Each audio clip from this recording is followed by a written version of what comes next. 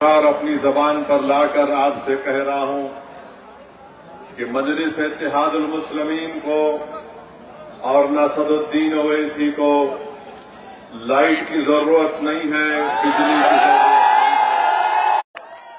اگر آپ کا اتحاد مضبوط رہے گا، اگر آپ میں ایک سیاسی شعور بیدار ہو جائے گا تو مجھے یقین ہے کہ جو ظالم طاقتیں ہمارے مستقبل کو اندھیرا کر رہے ہیں، ہم اپنے اتحاد کی فکر مند رہیں گے۔ اور مجھے پورا یقین ہے کہ اکھلیش بھیا کی راتوں کی نیند اب حرام ہو جائے گی، کیونکہ یہ سب یہ سمجھ رہے تھے کہ ان کو ڈراؤ، ان کی گھر کو بلڈوزر سے توڑ دو، ان کے حوصلوں کو پست کر دو، ان کو جھوٹے مقدمے میں ڈال کر جیل میں ڈال دو، تو یہ ڈر کر ہمارے خلاف کھڑے نہیں ہوں گے۔ دوسری طرف جو نام نہاد سیکولر پارٹیاں ہیں وہ سمجھ رہی ہیں کہ بھارت کے مسلمانوں کے پاس اتر پردیش جو بھارت کی سب سے بڑی ریاست ہے، یہاں میں کے بسنے والے مسلم آگے جھکنا پڑا۔ آپ نے دیکھ لیا کہ ایک مظلوم کو اللہ نے ظالم پر کامیابی دے دی، دنیا نے دیکھ لیا کہ اللہ نے کمزوروں کو طاقتور پر کامیابی دے دی۔ انشاءاللہ تعالی آنے والا وقت بتائے گا کہ ہم غالب رہیں گے، انشاءاللہ تعالی ہم کامیابی حاصل کریں گے اور ہم اپنی آواز کو اتر پردیش کے ویدھان سبھا میں بھیجائیں گے۔ میں سلام کرتا ہوں ان بہادر طالب علم کو اور ان طلباؤں کو جنہوں نے کئی ہفتوں سے جنتر منتر پر بیٹھ کر ایسا منتر پڑا کہ مودی کو رات کے 12 بجے تو میرے عزیز دوستوں اور بزرگوں، یہ ہوتی ہے اتحاد کی طاقت۔ اور میں امید کرتا ہوں کہ بھارت میں ہماری 65% آبادی کی عمر 35 سال سے کم عمر لوگوں پر مشتمل ہے۔ بھارت کی 50% آبادی 25 سال سے کم عمر کی ہے۔ ہماری بھی کوشش یہی ہوگی کہ انشاءاللہ تعالی اتر پردیش کے آنے والے ویدھان سبھا میں نوجوانوں کو مجلس اتحاد المسلمین اپنا امیدوار بنائے گی، تاکہ وہ جا کر آپ کی بے باک طریقے سے آپ کی نمائندگی کریں گے۔ اور ہماری یہ کوشش ہوگی کہ 2029 کا جب چناؤ ہوگا تو کوئی 80 سال کا شخص بھارت کا پردھان منتری نہیں بنے گا، بلکہ کوئی 45-40 سال کا نوجوان اس ملک کا وزیر اعظم بنے گا۔ ہماری کوشش یہی رہے گی۔ میرے عزیز دوستوں اور بزرگوں، میں آپ سے یہ گزارش بھی کرنے آیا ہوں کہ ہمارے اس جلسے کے بعد کئی ہمارے مخالفین نکل کر آئیں گے اور آ کر کہیں گے کہ اویسی صرف جذباتی تقریر کرتا ہے، تم کو الفاظ کے اپنے سمندر میں لے کر تم کو جذباتی بنا دے گا، تم اس کی بات پہ یقین نہیں کرنا۔ میں ان سے کہنا چاہ رہا ہوں، اگر میں جذباتی بات کرتا ہوں تو میرا ایک ایک لفظ الحمدللہ سچائی پر مبنی ہے۔ میرا مقصد جذبات میں لا کر اور حاصل کرنا نہیں ہے، میرا مقصد ہمیشہ یہی رہا، بلکہ مجلس اتحاد المسلمین کا ٹوٹ ہمارا یہ فیصلہ رہا کہ بھارت کو اگر مضبوط کرنا ہے، بھارت کے سنویدھان کو اگر اور مضبوط کرنا ہے تو بھارت کی سب سے بڑی اقلیت کو ایک سیاسی طاقت بننا پڑے گا۔ بھارت کا سنویدھان آپ کو اس بات کی اجازت دیتا ہے کہ آپ اپنی لیڈرشپ کو بنائیں۔ اگر میں مراد آباد کی سرزمین میں کھڑے ہو کر آپ کے درمیان میں کہہ رہا ہوں کہ اگر بھارت کے مسلمان اپنی لیڈرشپ بنائیں گے تو سنویدھان کے خلاف نہیں ہوگا۔ بھارت کے سنویدھان کا ڈائریکٹو پرنسپل اٹھا کر دیکھ لو، بھارت کے سنویدھان کی تمہید اٹھا کر دیکھ لو، جس کو بابا صاحب امبیڈکر نے بنایا۔ لکھنے والا لکھ کر چلا گیا، مگر لکھنے والے نے لکھا کہ تم کو اپنی ایک سیاسی لیڈرشپ کو پیدا کر سکتے ہو، یہ سنویدھان کے خلاف نہیں ہے۔ اگر آپ اپنے حقوق کو حاصل کرنا چاہتے ہیں تو آپ کو اپنی سیاسی لیڈرشپ کو بنانا پڑے گا. کوئی اٹھ کر کہے گا ارے ہم نے سپا کو بھی ووٹ دیا تھا, ہم نے کان سے فلاں کو کامیاب کر دیا. ارے یاد رکھو وہ لیڈرشپ نہیں ہے, وہ بے نامی کی لیڈرشپ ہے, وہ گنگی لیڈرشپ ہے. لیڈرشپ وہ ہونی چاہیے جو ظالم کی آنکھ میں آنکھ ڈال کر آپ کے حق کی لڑائی لڑ سکے, جو تمہاری ناانصافی کو اس کو ختم کرے اور تم کو انصاف دلا سکے. میرے عزیز دوستوں اور بزرگوں, اپنے ووٹ کا صحیح استعمال کریے. اب چناؤ کا موسم آئے گا تو کوئی آ کر کہے گا کہ فلاں کو مکھیہ منتری بنانا ہے, ہم سत्ता میں آ رہے ہیں. میرے بھائی کتنے مرتبہ ووٹ دیا, ناکام ہوئے. 19 میں ووٹ دیا, ناکام ہو گئے. پھر 22 آیا تو پھر کہا آ گئے, مکھیہ منتری بن گئے. آپ نے ان کی جانے والے ہم کو بنا دیا گیا. میں آپ سے کہہ رہا ہوں کہ ووٹ ڈالنے والے مت بنیے, شہری بنیے, سٹیزن وتھ رائٹس بنیے. آپ اگر شہری بنیں گے تو آپ کو آپ کے پورے حقوق ملیں گے. اگر آپ صرف ووٹر بن کر رہ جائیں گے تو کوئی انصاف نہیں ہوگا. ہمارے نوجوانوں کا مستقبل اچھا نہیں ہو سکے گا. ہمارے بچیوں کو تعلیم کا انتظام ہم پیدا نہیں کر سکیں گے. ہمارے علاقوں اور گاؤں اور بستیوں میں وکاس کا کام نہیں ہوگا. آپ کو شہری بننا پڑے گا, ووٹر نہیں بلکہ سٹیزن وتھ رائٹس بننا پڑے گا, تاکہ ہم وہ تمام حقوق کو حاصل کر سکیں جو دوسرے سمودایوں کو حاصل ہے. آج اگر آپ ووٹر بن کر صرف یہی سمجھیں گے کہ مجھے ان کو ووٹ دینا ہے, سत्ता میں آ رہے, میرے بھائی غلطی مت کریے. 4 مرتبہ آپ نے غلطی کی, آپ نے اپنی لیڈرشپ کو پیدا نہیں کیا. یقیناً جنتر منتر پر بیٹھنے والے بچوں سے اظہار ہمدردی اور ان کا ساتھ دینا اچھی چیز ہے, مگر میں یہ پوچھنا چاہتا ہوں, اعظم خان کو جیل میں ڈالنے کے بعد سزا ہو گئی, کتنے سپا کے لوگ روڈ پر نکل کر آ کر دھرنا دیے؟ بتاؤ, ہم کو کوئی جواب نہیں دے سکے گا. عتیق کو پولیس کسٹڈی میں گولی مار دی گئی, کوئی احتجاج بلند نہیں کیا جاتا. ایسے کتنی مثالیں میں تمہارے سامنے رکھ سکتا ہوں. میرے عزیز دوستوں اور بزرگوں, آج آپ دیکھ رہے ہیں کہ اتر پردیش میں بی جے پی کی سرکار ہے. وہ ایک پوری کوشش کر رہی ہے کہ مسلم اقلیت کے بچے اور بیٹیاں ہماری تعلیم یافتہ نہ ہو. اسی لیے جوہر یونیورسٹی کو ڈیمالش کرنے کی, توڑنے کی نوٹس دی جاتی ہے. اس بات کا یقین کر لیجئے کہ B J P R S S کی ہندوتوا کی آئیڈیالوجی نہیں چاہتی کہ بھارت میں مسلمان طاقتور بنے. یہ کمزور کرنا ہم کو چاہتی ہے. تو میں آپ سے اپیل کر رہا ہوں کہ متحد رہیے. اور پھر ہم نے دیکھا کہ سماجوادی پارٹی کے نیتا اکھلیش نے سوشل میڈیا پر لکھا کہ جوہر یونیورسٹی کی ان تمام بلڈنگز کو ریگولرائز کر دیا جا سکتا ہے. اکھلیش یادو نے قانون کا حوالہ دیا, کہا کہ 1973 کا اتر پردیش نگر وکاس ادھینیم, اس کے تحت جوہر یونیورسٹی کو ریگولرائز کر دیا جا سکتا ہے. میں پوچھنا چاہ رہا ہوں سپا کے چمچوں سے,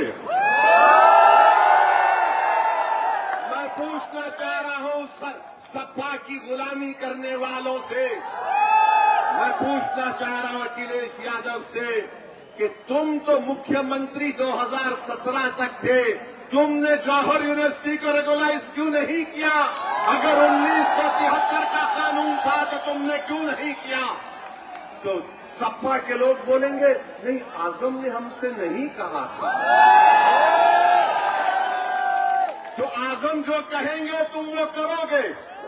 5 سال تم مکھیہ منتری تھے, 1973 کا قانون کو تم نے استعمال نہیں کیا. اگر تم استعمال کرتے تو آج وہ یونیورسٹی کو نوٹس نہیں دی جاتی تھی.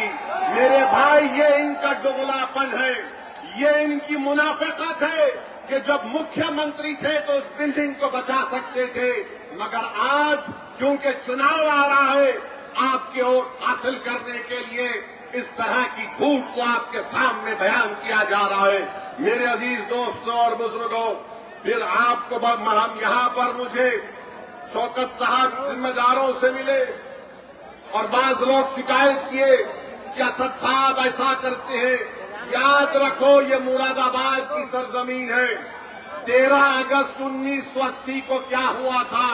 نوجوانوں، میری اس بات کو اپنے ذہن میں یاد رکھو، اپنے دماغوں میں، دلوں میں قلم بند کر لو کہ 13 اگست 1980 کو مراد آباد کی عیدگاہ کی گراؤنڈ پر جب لوگ خوشی خوشی عید الفطر کی نماز پڑھنے آئے تھے، 40,000 لوگ نماز پڑھنے آئے تھے، ان پر پی ایس ای کی طرف سے گولیاں برسا دی گئیں۔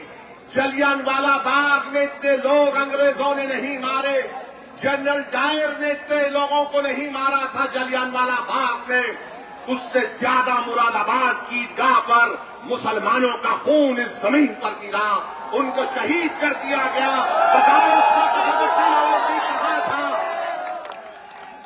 بتاؤ اسد الدین اویسی پر انگلی اٹھانے والوں، میری عمر 11 سال کی تھی جب 13 اگست 1980 کو ہوا۔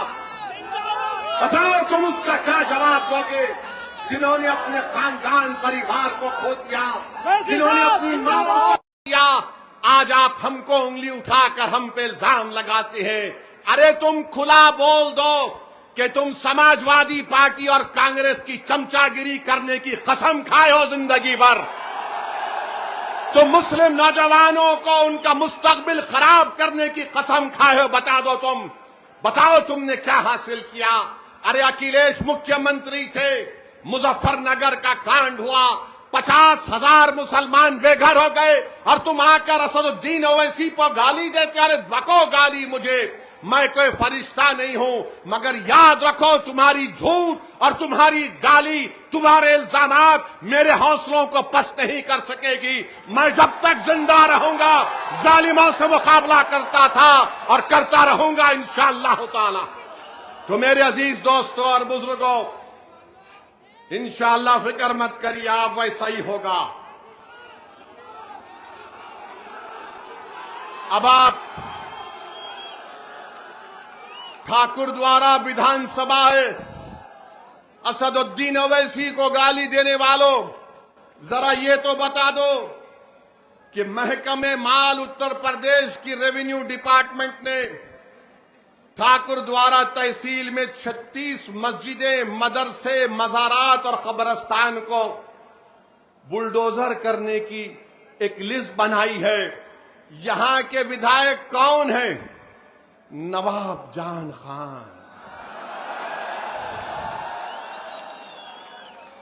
یہ کیا کر رہے ہیں؟ کیا کر رہے ہیں؟ 36 قبرستان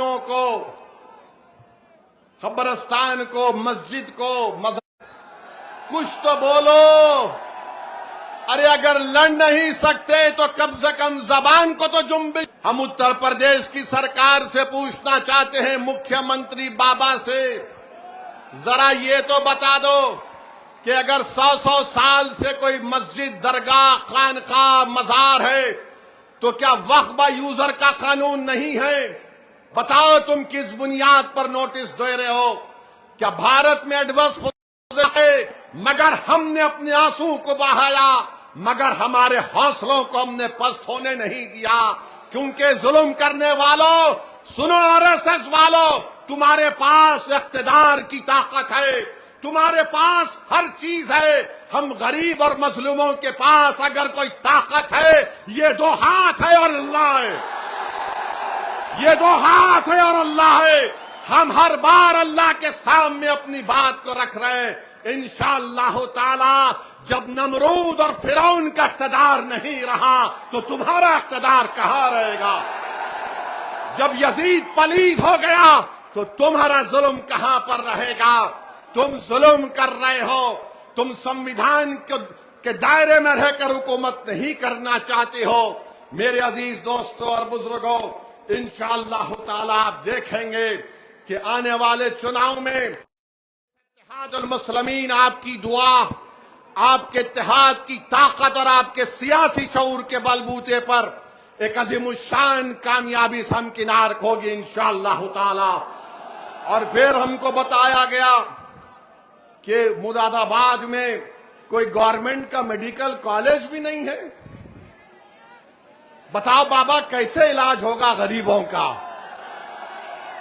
مراد آباد میں MRI کی مشین نہیں ہے۔ یہاں پر 9 سرکاری سلاٹر ہاؤس تھے، ان تمام کو بند کر دیا گیا۔ آخر گوشت کا جو کاروبار غریب کر رہا ہے اس سے بی جے پی اتنا نفرت کیوں کرتی ہے؟ بھارت سے ایکسپورٹ ہو رہا ہے بیف اتر پردیش سے، تو نہ مودی کو تکلیف نہ بابا کو تکلیف، مگر ایک چھوٹا غریب آدمی اپنا گوشت کا کاروبار کرتا ہے تو غریبوں سے دشمنی ہے، دولت مندوں سے ہمدردی ہے مودی اور بابا کو۔ میرے عزیز دوستوں اور بزرگوں، پھر ابھی آپ کے سامنے کہا گیا کہ مراد آباد سمارٹ سٹی میں ڈیولپمنٹ کا کام جو دعوے کرتی ہے، مگر بتاؤ کرولا میں جامع مسجد اور پرانے شہر میں وکاس کا کام کیوں نہیں کرایا گیا؟ سمارٹ سٹی کا پیسہ کہاں چلا گیا؟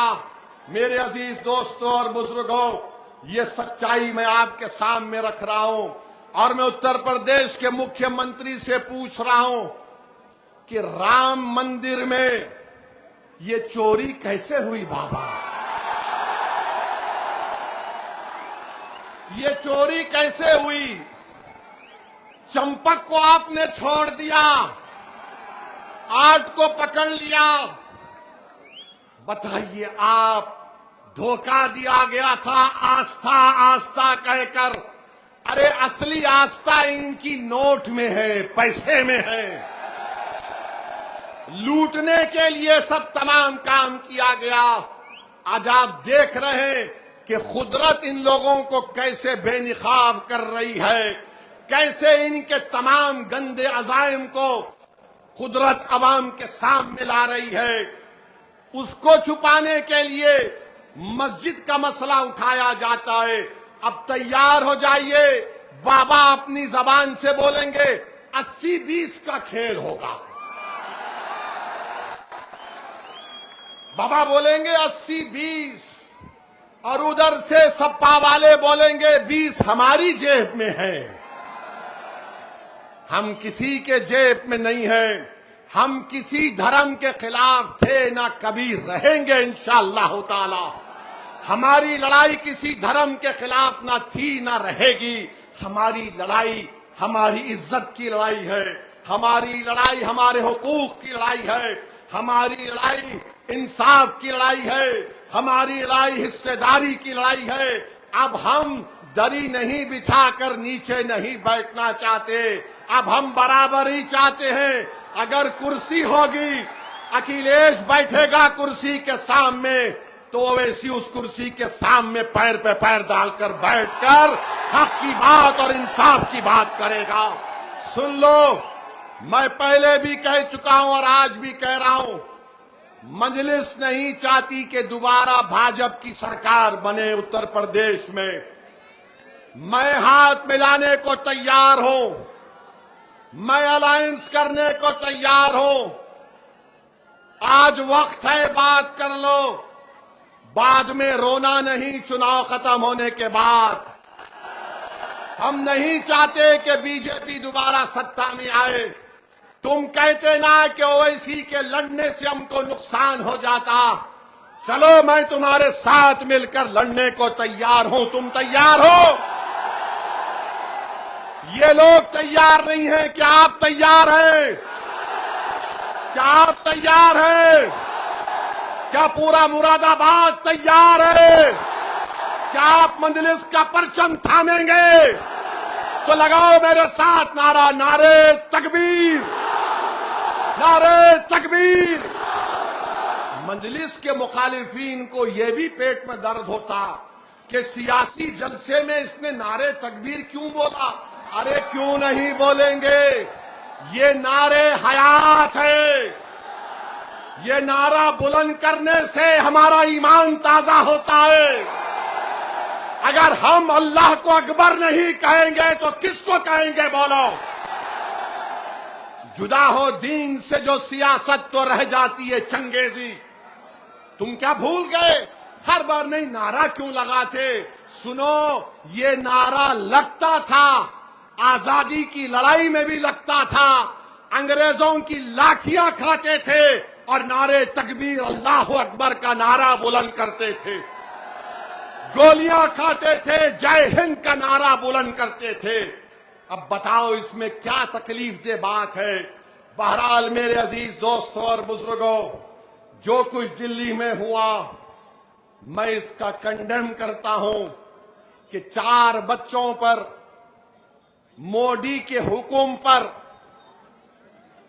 پیلٹ گن چلائی گئی، جس میں ایک بچے کا نام شیخ ارشاد منصوری بھی تھا، جو جبل پور مدھیہ پردیش کا، جس نے BSc اور MBA کی تعلیم حاصل کی. اس پر پیلٹ گن کی گولیاں چلائی گئیں، 12 بور. اور وہ اس بچے سے ملاقات کیندر کے منتری نڈا صاحب جا کر ملے. اس شیخ ارشاد منصوری سے جب نڈا صاحب نے پوچھا کہ تم وہاں کیوں گئے تھے، تم وہاں کیوں گئے تھے، تم یہاں پر کیوں آئے، لوگ پوچھیں گے تم کو. آپ یہاں پر آئے تو بعض لوگ پوچھیں گے چمچے سپا کے، اے تم کیوں گئے؟ تو ارشاد منصوری نے جو جواب دیا اس کو اپنے ذہن میں ذہن نشین کر لیجئے. شیخ ارشاد منصوری نے مودی کے منتری سے کہا شکشا کا مسئلہ تھا، ناانصافی ہو رہی تھی، ناانصافی کے خلاف میں گیا تھا. تو میرے بھائی، مگر اس بچے کو پیلٹ گن سے چھرے نکلتے ہیں، 12 بور جو RAF کے پاس تھی. اس بچے کی آنکھ میں، جسم میں گولی لگی. ایک 19 سال کا بچہ ہے ساحل، ایک 32 سال کی خاتون ہے، ایک 28 سال کا انگریزی آؤٹ لک میگزین کے صحافی ہیں. ان کو پیلٹ گن سے مارا گیا. میرے عزیز دوستوں اور بزرگوں، ہم حکومت سے مطالبہ کرتے کہ جس نے آرڈر دیا پیلٹ گن چلانے کا اس کے خلاف ایکشن لینا چاہیے. مگر میرے بھائی، کیا آپ جانتے ہیں کہ 2016 اور 2019 تک کشمیر میں یہی پیلٹ گن سے 140 لوگوں کو گولی چلائی گئی. پیلٹ گن سے 140 اندھے ہو گئے، نابینا ہو گئے. 140، 14,000 لوگوں پر کشمیر میں آنکھ میں گولی لگی. اب آپ بتائیے، اس میں 19 مہینے کی بیٹی تھی ہماری، اس کا نام ہبا تھا. یہاں 4 کو مارا گیا. ہم مذمت کرتے ہیں، کشمیر میں 140 لوگ نابینا ہو گئے، ہم اس کی بھی مذمت کرتے ہیں. بچوں پر، بچیوں پر لاٹھیاں برسائی گئیں، لاٹھیوں میں کیلے لگے ہوئے تھے، سر پر مار کر سر پھوڑا گیا، ہاتھ اور پیر توڑ دیا گیا. ہم ان کو بھی مذمت کرتے ہیں، ان سے اظہار ہمدردی کرتے ہیں. مگر جب ہم پکار کر کہہ رہے تھے کہ CAA کے قانون کے خلاف، جب جامعہ ملیہ یونیورسٹی میں گھس کر، لائبریری میں گھس کر بچوں کو مارا گیا، ایک بچے کو اتنی بری طرح مارا گیا کہ اس کی آنکھ ضائع ہو گئی، بیٹیوں کو روڈ پر مارا گیا، ہماری بیٹیاں تڑپ رہی تھیں، دنیا تماشا دیکھ رہی تھی، ان بچوں کو مارا گیا روڈ پر گرا کر. جامعہ ملیہ یونیورسٹی کے طالب علم سے کہا گیا کہ یونیورسٹی سے باہر نکلو تو ہاتھ اٹھا کر نکلو. ارے ہاتھ اٹھا کر ان کو کہا گیا باہر نکلو. ہم یہی کہنا چاہ رہے ہیں، ظلم کسی پر ہو ظلم ہوتا ہے، یہ سلیکٹو سلیکشن نہیں کر سکتے آپ. اسی لیے کسی شاعر نے بڑا خوب کہا، جو ہم پر گزرے تھے رن سارے، جو ہم پر گزرے تھے رن سارے، تو خود پر گزرے تو لوگ سمجھے. جب اپنی محبتوں کے عذاب چھپے، جب اپنی محبتوں کے عذاب چھیلے تو لوگ سمجھے. وہ جن درختوں کی چھاؤں میں سے مسافروں کو اٹھا دیا تھا، انہی درختوں پر اگلے موسم پھل نہ اترے تو لوگ سمجھے. یاد رکھیے، یہ ہم کو سمجھنا ہے. اب آپ دیکھ لیے کہ مودی ڈرتا کیوں ہے. جب جنتا روڈ پہ نکلتی آتی ہے تو مودی اور بابا RSS ڈرتی ہے. جب کسان دلی کو آیا تو مودی جھک گئے. تو میرے عزیز دوستوں اور بزرگوں، میں آپ سے درمندانہ اپیل کر رہا ہوں کہ روڈ پر نہیں نکلنا ہے، اپنی جانوں کی حفاظت کرو. تم کو صرف نکلنا ہے متحدہ طور پر. جس دن الیکشن ہوگا ایک طاقت اور قوت بن کر نکلو اور پورے اعتماد کے ساتھ جاؤ کہ اب کے بار ووٹ پتنگ پر پڑے گا اور ہم اپنے آپ کو ووٹ دیں گے. بہار میں بھی بھیا نے بڑی کوشش کی تھی، اکھلیش نے اپنے چار مسلم سانسد کو بھجایا. وہ جہاں کہیں بھی جاتے اپنی تقریر کی شروعات کرتے اور ختم کرتے اسد الدین اویسی کے وظیفے سے اور اسی پر ختم کرتے. اتنی گالیاں، اتنا جھوٹ بکا گیا، مگر لاکھوں سلام بہار اور خاص طور سے سیمانچل کی جنتا کو کہ انہوں نے اکھلیش کے اس پیغام کو ٹھکرایا اور کہا کہ بہار میں ہماری لیڈرشپ ہوگی. ہم اپنے ووٹوں سے اختر الایمان توصیف عالم کو اور مجلس کے تمام مرشد صاحب کو، سرور عالم کو کامیاب کریں گے. میرے بھائی، اگر اللہ میرے دل کو زبان دیتا تو میں دل کو نکال کر تمہارے قدموں میں رکھ دیتا کہ یاد رکھو تم جب اٹھ کر اپنے حق کے لیے لڑو گے، ناانصافی کے دور کا خاتمہ ہوگا.